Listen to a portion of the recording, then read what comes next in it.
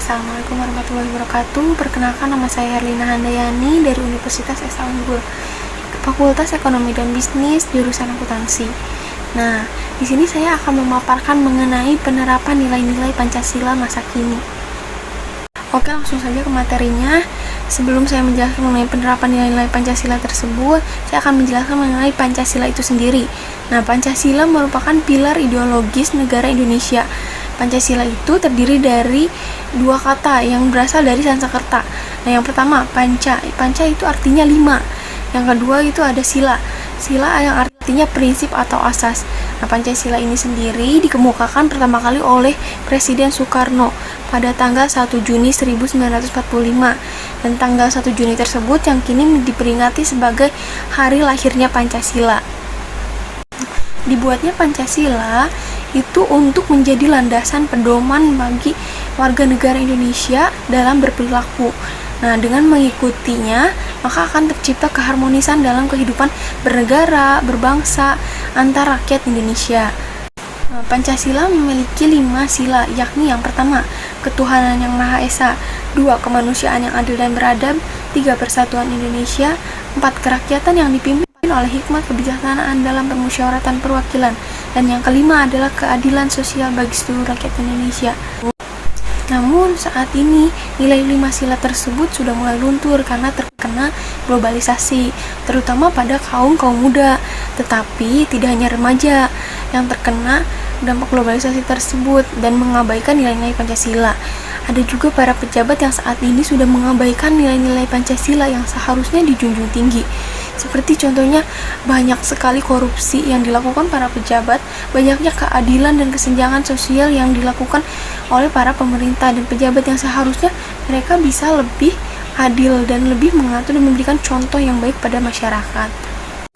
Oke, untuk memberikan contoh, saya akan memberikan contoh dari setiap sila yang mulai menurun menurut saya. Yang pertama, pada sila yang pertama itu pada saat ini mulai tercemar karena adanya aliran-aliran sesat, karena adanya dorongan dari budaya barat, sehingga banyak sekali anak muda meninggalkan norma-norma agama yang seharusnya dijunjung tinggi. Nah, untuk sila kedua, contohnya itu seperti banyak sekali ketidakadilan dalam penegakan hukum. Contohnya seperti pada kasus korupsi itu hukumannya ringan gitu ya, namun pada rakyat-rakyat kecil biasanya dihukum dengan seberat-beratnya. Nah, hal itu sebenarnya tidak boleh terjadi. Kita harus dalam keadilan sesuai dengan perkaranya seperti apa, dan penegakannya pun harus sama gitu. Jangan yang kasus yang emang harusnya berat tetapi diberikan hukuman yang ringan gitu. Selanjutnya pada sila ketiga. Sila ketiga itu masih banyak perselisihan antar masyarakat, antar pelajar, dan hal itu harus bisa lebih diminimalisir. Selanjutnya pada sila keempat. Sila keempat ini contoh yang itunya seperti banyak sekali suara-suara rakyat. Harusnya kan kita ke musyawarah, tetapi suara-suara rakyat itu kadang tidak didengar karena adanya kepentingan-kepentingan para pemerintah yang lebih mengutamakan dirinya sendiri dibandingkan dengan suara-suara rakyat. Dan seharusnya mereka yang sebagai wakil rakyat harus bisa lebih mendengarkan aspirasi-aspirasi dari masyarakat itu sendiri. Selanjutnya untuk sila kelima ini, masih banyaknya kesenjangan sosial yang terjadi di Indonesia. Bahkan ada beberapa daerah yang masih memandang sosial untuk mendapatkan pendidikan, pekerjaan, dan hal itu sebenarnya tidak boleh. Semuanya memiliki hak yang sama dalam pendidikan gitu. Nah, itu merupakan contoh penerapan nilai Pancasila yang sudah mulai menurun. Nah, selain itu, saya juga telah melakukan survei kepada masyarakat. Saya memberikan Google Form untuk diisi oleh beberapa orang masyarakat, dan telah ada beberapa orang yang mengisi.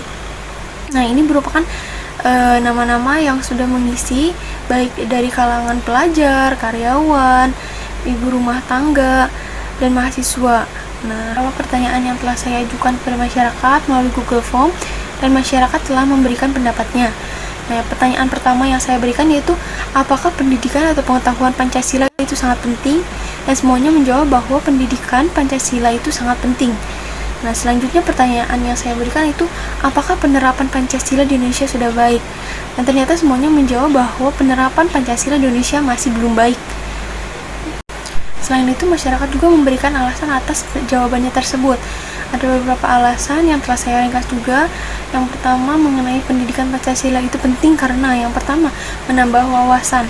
Terdapat nilai-nilai moral yang bagus, merupakan landasan negara, merupakan pondasi utama masyarakat, menjadikan warga negara yang benar sesuai dengan aturan, meningkatkan jiwa nasionalisme, dan selanjutnya karena warga negara yang baik itu harus mengetahui tentang Pancasila.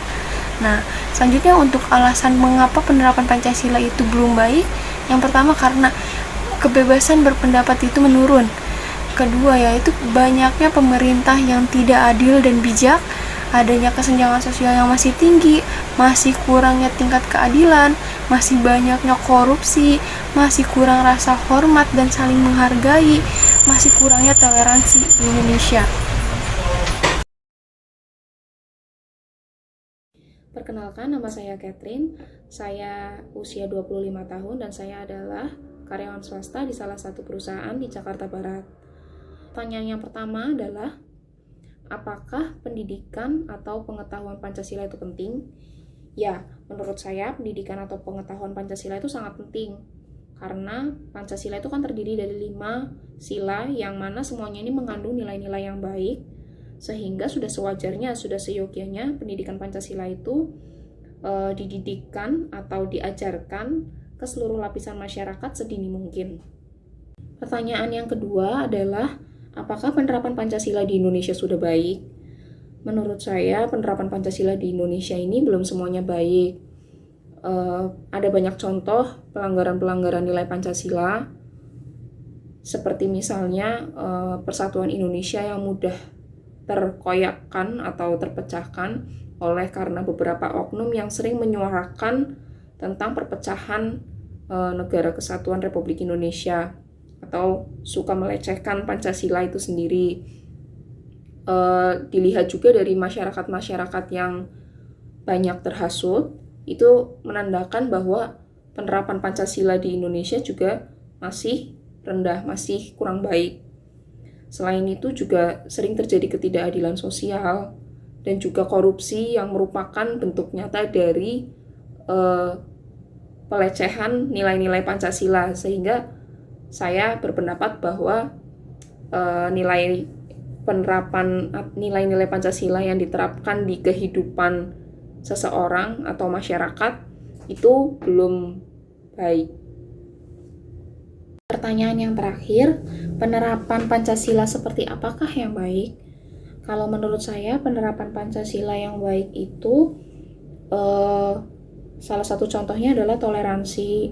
Seperti yang kita ketahui, Indonesia kan terdiri dari berbagai perbedaan, sehingga rasa toleransi ini nantinya akan menunjang persatuan Indonesia, sehingga perpecahan-perpecahan yang disuarakan oleh berbagai oknum, perpecahan Indonesia yang diinginkan oleh berbagai oknum atau beberapa oknum ini tuh tidak akan terjadi ketika kita memiliki rasa toleransi, rasa menghargai antar umat yang berbeda gitu loh, antar umat beragama yang berbeda, antar ras yang berbeda, antar budaya yang berbeda, antar keberbedaan itu sendiri. Jadi ya, menurut saya salah satu contoh penerapan Pancasila yang baik itu adalah memunculkan rasa toleransi sehingga persatuan Indonesia itu dapat terjamin. Gitu. Terima kasih. Halo, Assalamualaikum warahmatullahi wabarakatuh. Di sini saya akan menjawab beberapa pertanyaan mengenai penerapan Pancasila. Sebelumnya, perkenalkan nama saya Nurani Mardiah, usia saya 21 tahun, saya seorang mahasiswa sekaligus karyawan swasta. Baik, langsung ke pertanyaan yang pertama, apakah pengetahuan atau pendidikan Pancasila itu penting? Menurut saya, pendidikan ataupun pengetahuan tentang Pancasila itu sangat penting karena kita adalah warga negara Indonesia di mana Pancasila merupakan dasar negara atau fundamental bangsa. Nah, Pancasila ini terbentuk dari kepribadian bangsa kita.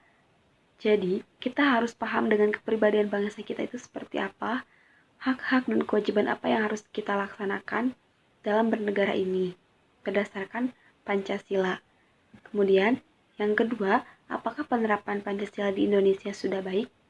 Menurut saya pribadi, penerapan Pancasila di Indonesia belum sempurna dikarenakan masih ada beberapa sila yang belum terlaksana dengan baik oleh sebagian warga negara Indonesia ini.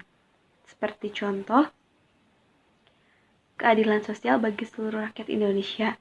Nah, kalau misalkan poin ini sudah dilaksanakan dengan baik, maka tidak akan ada aksi seperti demo massa ke jalanan yang menuntut hak-haknya karena merasa pemerintah tidak adil. Kemudian, penerapan Pancasila yang baik itu seperti apa? Menurut saya pribadi, penerapan Pancasila yang baik itu dimulai dari diri kita sendiri. Kita menyadari dengan betul apa itu Pancasila, apa itu isinya, hak dan kewajiban apa yang harus kita laksanakan, sehingga kita bisa melaksanakan Pancasila tersebut dengan baik. Terima kasih. Assalamualaikum warahmatullahi wabarakatuh. Nah, itu merupakan tanggapan dari masyarakat yang menjawab melalui video. Nah, berdasarkan dari pendapat-pendapat masyarakat dan berdasarkan pengertian yang telah saya sampaikan tadi, dapat saya simpulkan bahwa penerapan Pancasila pada saat ini sudah mulai menurun, dan hal itu harus kita atasi. Dan cara mengatasi penurunan nilai Pancasila tersebut, yang pertama itu dapat kita lakukan dengan mempelajari dan menerapkan nilai-nilai Pancasila tersebut dalam kehidupan kita sehari-hari. Nah, selanjutnya kita harus dapat menyaring budaya barat, kita harus tetap memperkuat norma-norma agama, dan pemerintah juga harus bisa lebih bijaksana dan adil sehingga dapat memberikan contoh yang baik pada masyarakat. Nah, selanjutnya masyarakat juga dan pemerintah itu harus bisa bekerja sama agar menjadikan Indonesia yang bersih dari KKN, itu korupsi, kolusi, dan nepotisme. Selanjutnya, pendidikan Pancasila itu harus ditanamkan sejak dini, sehingga generasi muda yang akan datang itu bisa menjadi lebih baik dan lebih bisa berjalan sesuai dengan nilai Pancasila yang ada. Gitu. Nah, mungkin itu hal yang dapat saya sampaikan. Semoga kita bisa lebih baik lagi dengan penerapan Pancasila itu bisa semakin meningkat, sehingga Indonesia dapat berjalan dengan lebih baik, damai, sejahtera, tidak adanya kesenjangan sosial, dan korupsi itu semakin menurun dan hilang di Indonesia ini. Oke, cukup sekian yang dapat saya sampaikan. Semoga apa yang saya sampaikan dapat bermanfaat untuk semuanya. Dan terima kasih pada teman-teman yang sudah membantu. Terima kasih juga terhadap masyarakat yang telah memberikan pendapatnya. Serta terima kasih juga kepada dosen saya, yaitu Bapak Surya Muhammad Nur. Terima kasih atas bimbingannya, atas pengajarannya mengenai pendidikan Pancasila. Cukup sekian yang dapat saya sampaikan. Wabillahi taufiq wal hidayah. Wassalamualaikum warahmatullahi wabarakatuh. Bye.